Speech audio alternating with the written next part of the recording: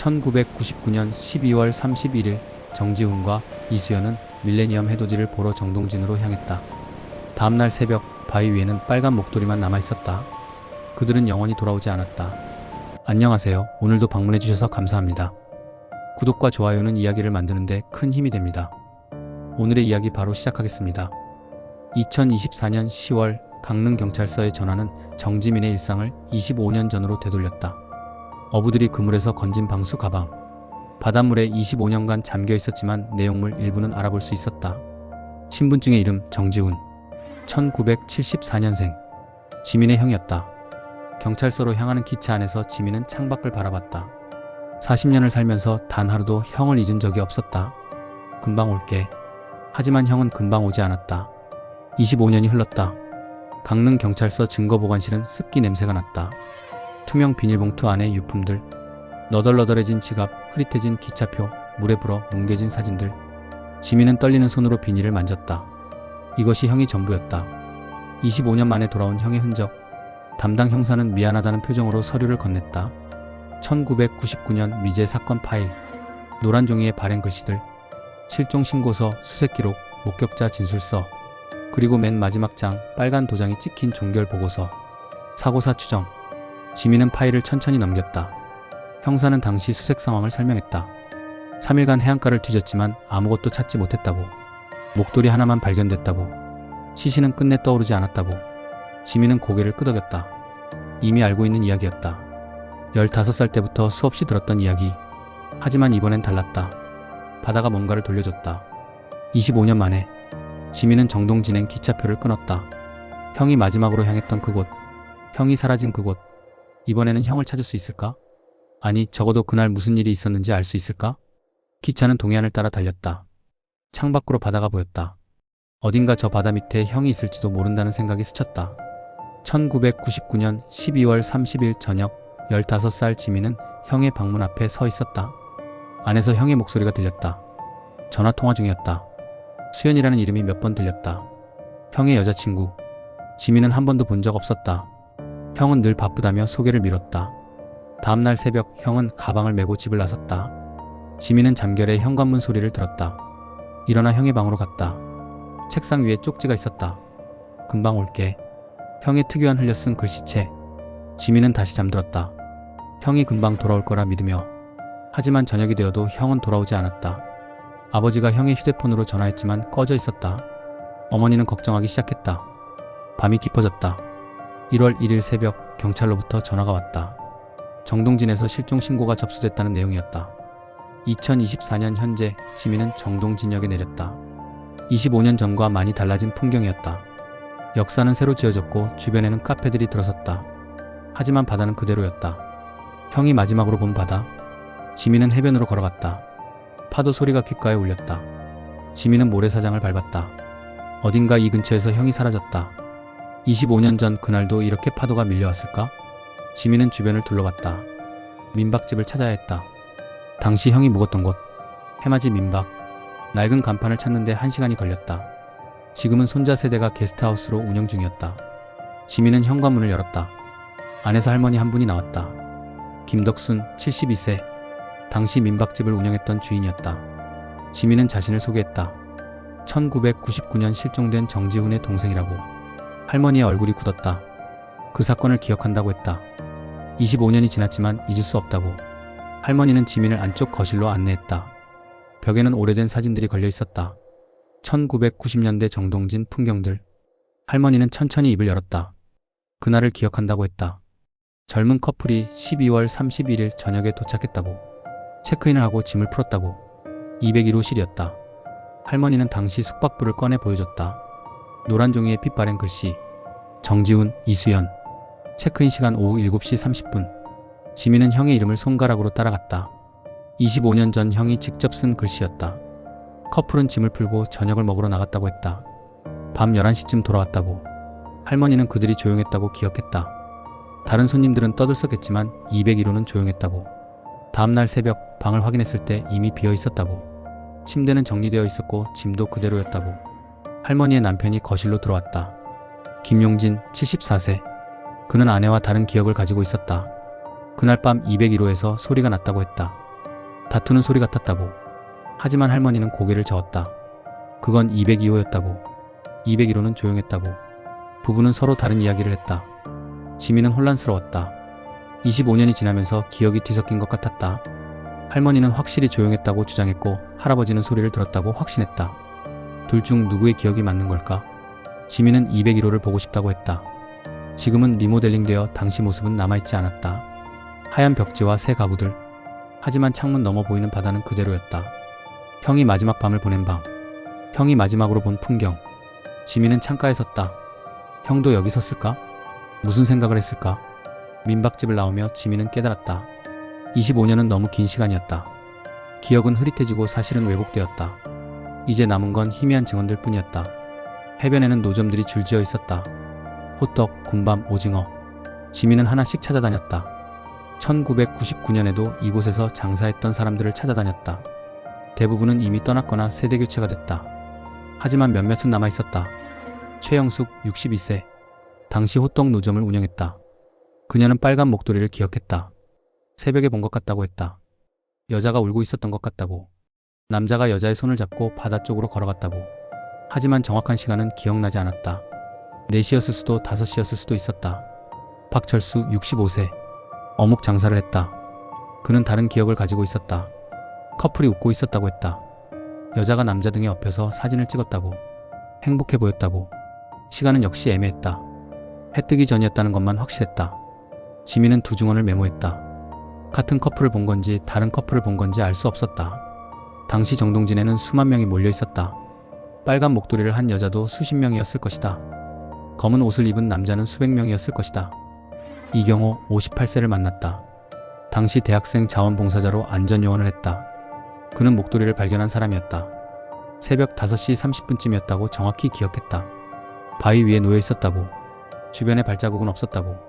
파도가 쓸어서 그런가 생각했다고. 경찰에 신고했고 그게 끝이었다고.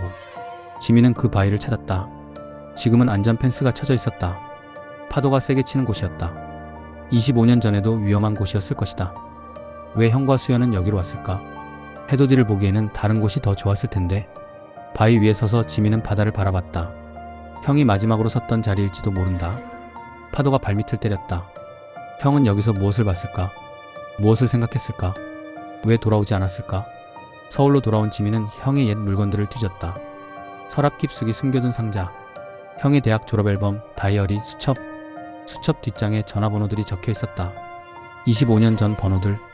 대부분은 이미 사용되지 않았다. 하지만 몇 개는 연결됐다. 박혜진이라는 이름을 찾았다. 수연의 친구였던 것 같았다. 번호로 전화를 걸었다. 3번 만에 연결됐다. 혜진은 놀란 목소리로 받았다. 25년 만에 듣는 수연의 이름이라고 했다. 만나자고 했다. 서울 강남의 한 카페. 혜진은 48세가 됐지만 형의 졸업앨범 속 모습을 알아볼 수 있었다. 그녀는 지민을 보자마자 눈시울을 붉혔다. 지민은 형을 닮았다고 했다. 두 사람은 잠시 침묵했다. 혜진은 수연의 이야기를 꺼냈다. 집안이 어려웠다고 했다. 아버지가 사업에 실패했다고. 빚이 많았다고. 결혼으로 빚을 갚으려 했다고. 동업자의 아들과 선을 봤다고. 수연은 거부했지만 압박이 심했다고. 1999년 12월은 수연에게 지옥 같은 시간이었다고. 지우는 알고 있었을까? 혜진은 고개를 저었다. 수연이 말하지 않았을 거라고 했다. 지훈에게 짐이 되기 싫었을 거라고. 하지만 12월 30일 통화에서 수연이 말했다고. 내일 다 얘기할 거라고. 마지막이 될 수도 있다고. 마지막이라는 단어가 지민의 머릿속에 맴돌았다. 수연은 무엇을 의미했을까? 이별? 아니면 다른 무언가? 혜진도 그 의미를 몰랐다. 다음날 수연은 사라졌고 다시는 연락이 없었다고. 수연의 핸드폰은 대답이 없었고 집에도 돌아오지 않았다고. 혜진은 마지막으로 물었다. 지훈 오빠는 찾았냐고. 지민은 고개를 저었다. 혜진은 한숨을 쉬었다. 25년이 지났지만 여전히 그날이 궁금하다고 했다. 그날 정동진에서 무슨 일이 있었는지.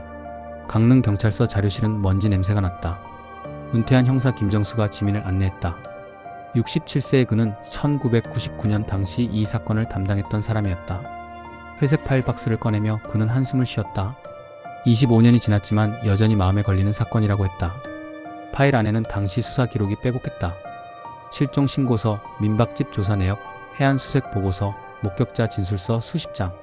지민은 한 장씩 넘기며 읽었다.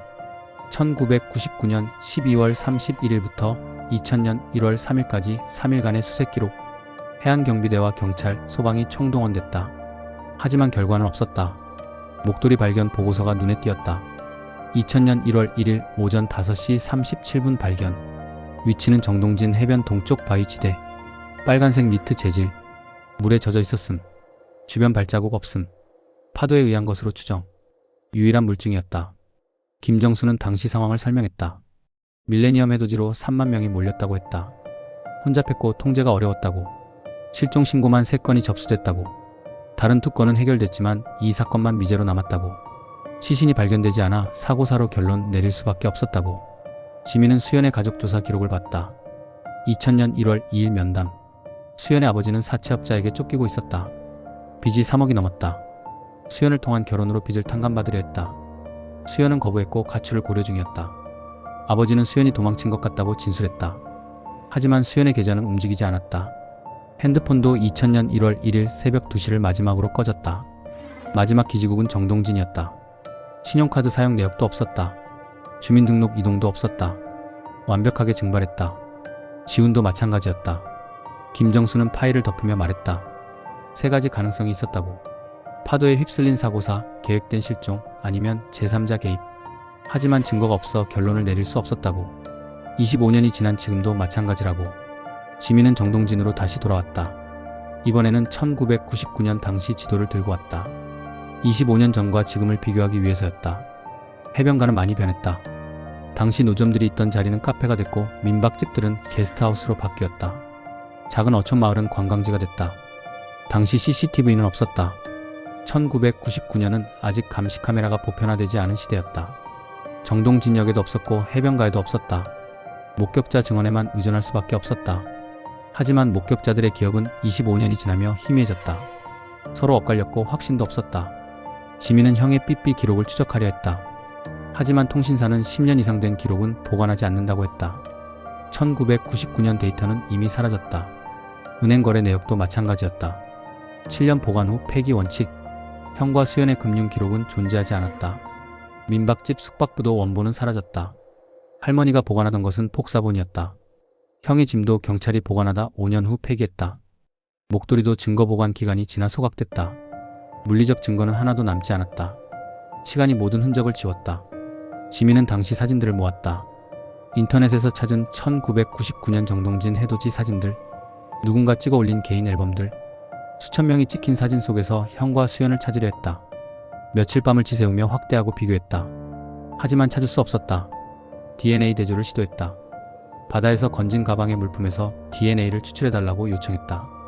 2주를 기다렸다. 결과는 실패였다. 25년간 바닷물에 잠겨있어 시료가 심하게 손상됐다. 분석이 불가능했다. 마지막 희망도 사라졌다. 지민은 정동진 해변에 홀로 앉아있었다. 석양이 지고 있었다. 25년 전 형도 이 바다를 봤을 것이다. 형은 무엇을 생각했을까? 수연과 무슨 이야기를 나눴을까? 왜 돌아오지 않았을까? 지민은 답을 찾을 수 없었다. 2025년 1월 1일 새벽 4시 지민은 정동진 해변에 섰다. 26번째 해돋이였다. 1999년부터 단 한 해도 빠짐없이 이곳을 찾았다. 처음에는 형을 찾기 위해서였다. 지금은 형을 기억하기 위해서였다. 매년 같은 자리, 같은 시간 혼자서 사람들이 하나둘 모여들었다. 연인들, 가족들, 친구들 모두 새해 첫 해를 보기 위해 왔다. 웃음소리와 떠드는 소리가 해변을 채웠다. 지민만 조용히 바다를 바라봤다. 손에는 흰 국화 한 다발이 들려 있었다. 집 서재에는 형의 상자가 있었다. 25년간 모은 자료들, 신문 스크랩, 경찰 기록 사본, 목격자 인터뷰, 사진들. 지민은 더 이상 그 상자를 열지 않았다. 3개월간의 조사 끝에 깨달았다. 형을 찾을 수 없다는 것을, 진실을 알 수 없다는 것을. 형의 주민등록은 여전히 유효했다. 실종자로 등록되어 있지만 법적으로는 존재했다. 수연도 마찬가지였다. 2000년 1월 1일에 멈춰있는 두 사람. 25년이 지났지만 공식적으로는 아직 25살이었다. 지민은 결혼했고 아이가 생겼다. 건축사무소 팀장이 됐고 집도 샀다. 일상은 계속됐다. 하지만 매년 이날만큼은 모든 것을 멈추고 이곳에 왔다. 형이 마지막으로 본 해를 함께 보기 위해, 형이 사라진 시간을 함께 견디기 위해. 동쪽 하늘이 붉게 물들기 시작했다. 사람들이 환호했다. 카메라 셔터 소리가 울렸다. 지민은 꽃다발을 바다에 던졌다. 파도가 꽃을 삼켰다. 해가 떠올랐다. 2025년의 첫 해. 형이 보지 못한 26번째 해. 지민은 중얼거렸다. 형, 어디 있어요? 대답은 없었다. 파도 소리만 들렸다. 지민은 눈을 감았다. 내년에도 올 것이다. 그 다음에도. 형이 돌아올 때까지. 아니, 자신이 이곳에 올 수 없을 때까지. 매년 1월 1일 같은 자리에서. 정지훈과 이수연은 1999년 12월 31일 정동진으로 갔다. 그들은 영원히 돌아오지 않았다. 미제 사건 번호 2000-강릉-1. 25년이 지났다. 진실은 여전히 바닷속 어딘가에 잠들어 있었다. 오늘 이야기는 여기까지입니다. 오늘도 좋은 하루 되세요. 감사합니다.